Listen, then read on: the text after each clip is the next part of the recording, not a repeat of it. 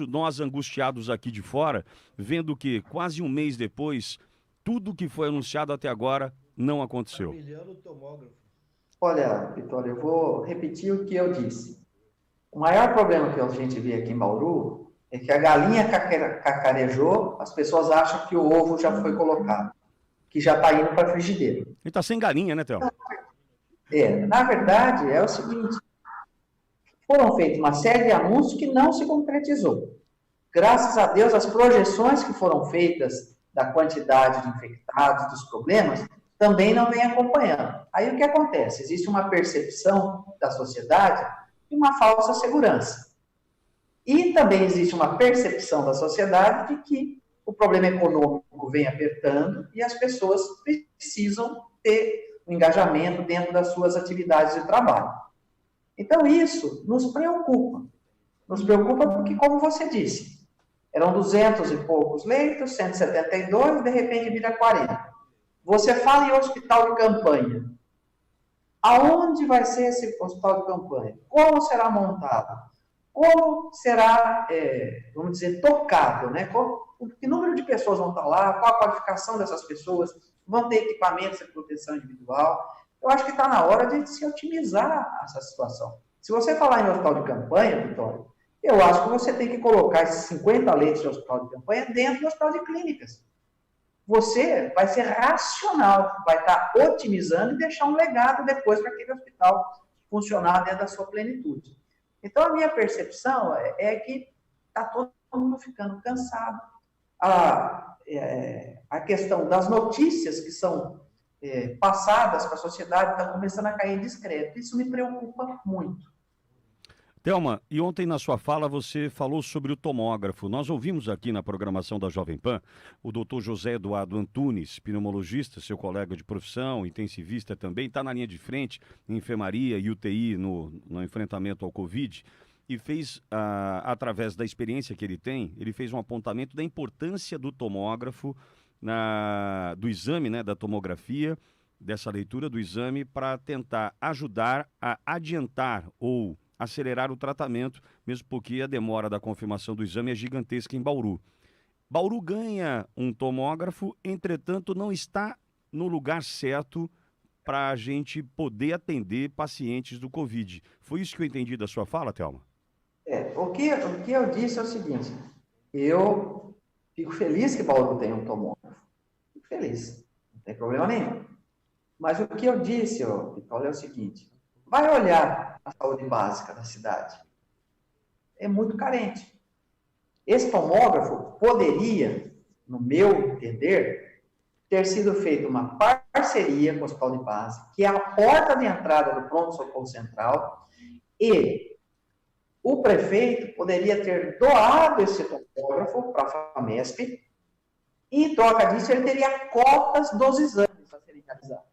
Porque não é só comprar o tomógrafo. Você tem o que a gente chama de casa-mata, você tem que ter os profissionais 24 horas por dia, radiologista, técnico de radiologia, você tem depois a manutenção desse aparelho.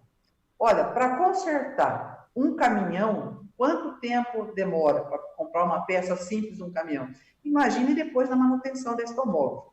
Então, o que eu disse é o seguinte, eu não diminuí a importância do tomógrafo. Sim, sim. Eu não disse que Bauru não precisava do tomógrafo, mas acho que ele está vindo e sendo colocado no lugar errado.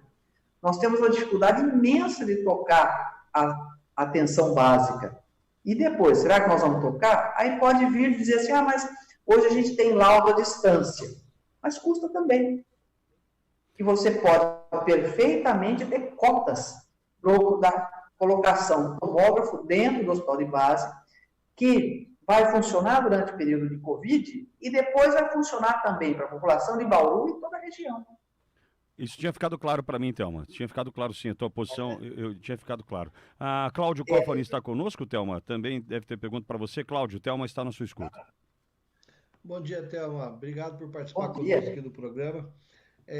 Duas questões primeiras, mais importantes. A primeira é relativa à própria situação do tomógrafo, que você fala de doar, existem maneiras que podem ser feitas isso daí, até o comodato e tal, mas para isso acontecer no contexto que você está pondo, não teria que ter por parte da administração pública uma política municipal interessada efetivamente em transformar o hospital de base em porta de entrada, em favorecer esse tipo? Existe essa política hoje de abrir o hospital de base, fazer uma coisa de porta de entrada de verdade? Existe isso pelo município?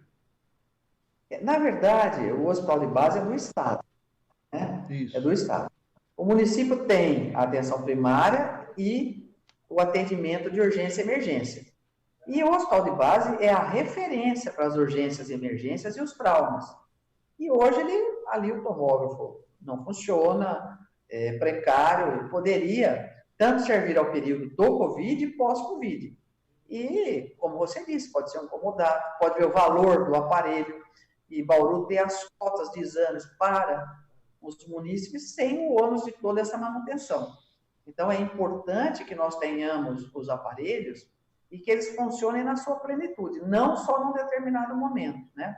Eu costumo dizer o seguinte, olha, se eu tenho um carrinho de pipoca que custou R$ 20 e está lá parado e não trabalha, ele é caro. Se eu tenho um tomógrafo de R$ 1 milhão, ele trabalha na sua plenitude, ele não é caro. Ele tem que ser utilizado. Então, a gente tem que ver isso e tem que colocar no pesar aquilo que eu disse, a manutenção do aparelho. Eu realmente acho que poderia, sim, ter sido feita uma boa parcerização e todos os lados iriam ganhar com isso. Então, só voltando... Pois não, Cláudio. Vou mudar o tema aqui, tá? Vai lá. Outra questão, Thelma, você é o vereador que representa os demais no diálogo com o executivo.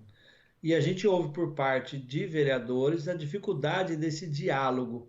Como é que está para você, que representa o todo, essa relação, participação nas reuniões, ser ouvida? Como é que está o atendimento a você nessa sua função institucional perante o executivo nesse momento Covid junto ao comitê? Olha, eu vou dizer para você de uma maneira muito tranquila. As pessoas escutam, às vezes não computam, né? Então é uma dificuldade. Eu entendo que todo o ônus cai sobre o prefeito, sobre a sua equipe, mas nem sempre as colocações são ouvidas. Tem até 2 reuniões que eu nem estou participando, porque a coisa ela já vem com as soluções, ela já vem pronta. Então é ruim isso. Então o comitê não é para discutir, ouvir vocês, o comitê é para comunicar a vocês. É isso que parece que está acontecendo. Eles já chegam com a ideia pronta, com a estratégia pronta. E já vem com tudo quadradinho, né? É complicado isso. Então eu acho assim, se você quer, então, principalmente na área da saúde, olha, conversa, a gente conversaria com os demais vereadores, levaria os pontos. Mas é difícil, eu entendo todas as situações. Nós também não temos muito hábito das reuniões virtuais. As pessoas nós estamos aprendendo agora. Talvez também uma dificuldade por conta disso. Não estou justificando. Mas talvez pelo peso do ônus da decisão recair depois sobre o prefeito, ele já tenha as posturas, tem ouvido bastante o conselho técnico dele, que eu não critico. Como médico, eu acho que tem que ouvir o conselho técnico. Mas eu tenho algumas preocupações lá para frente, os aspectos econômicos também, quer queiramos ou não. Eu acho que precisa ouvir um pouquinho mais e regramento. Thelma, todo mundo ganha. Thelma, eu tenho dito que Deus é bauruense, né? Mais do que brasileiro é bauruense, porque se realmente tivesse aqui em Bauru acontecido o que estava na previsão com relação ao número de casos, internados, enfermaria e UTI, nós não teríamos mais como atender as pessoas. Então a gente fala de hospital de campanha, que no momento parece-me que a ideia já está, não é descartada, mas por enquanto engavetada. Entretanto, São Paulo já tem o Emílio Ribas com 100% de ocupação, HC com 80%, Pedreiras com 83%, salvo engano. Bauru, não sei hoje quais são os números nesse sentido em percentual, Thelma. Entretanto, a gente sabe que o que acontece em São Paulo, dias ou semanas depois, acaba atingindo outras cidades nessa onda, inevitável onda. A gente vai estar preparado para isso, Thelma? minha primeira pergunta. E segunda pergunta, montado esse hospital de campanha, se ele for montado, o município tem condição de tocá-lo por quanto tempo, Thelma? Então, essas são questões que eu acho que precisavam ser abertas para todos nós. Qual é o capital humano para tocar? Onde será esse hospital de campanha? No meu ver, eu já disse para você, a gente tem que ter um legado. Você não pode simplesmente montar uma tenda, desmontar e jogar fora o dinheiro. A estrutura do prédio do hospital de clínicas está pronta. Se o governo do estado vai colocar 40 leitos, nós queremos um hospital de campanha, que coloquemos 50 leitos lá, que depois fica, né? Você já tem, olha, a questão de portaria, raio-x, laboratório, é único, o custo fixo é o mesmo. Então, eu acho que precisa ter uma clareza maior. Pelo que a gente tem observado, o secretário de saúde tem feito assim, um cronograma bem adequado, né? Quando foi anunciado o hospital de campanha, eu achei um pouco precoce, porque no Brasil, de um modo geral, essa onda, graças a Deus, tem vindo de uma forma mais diluída, e em nossa cidade também.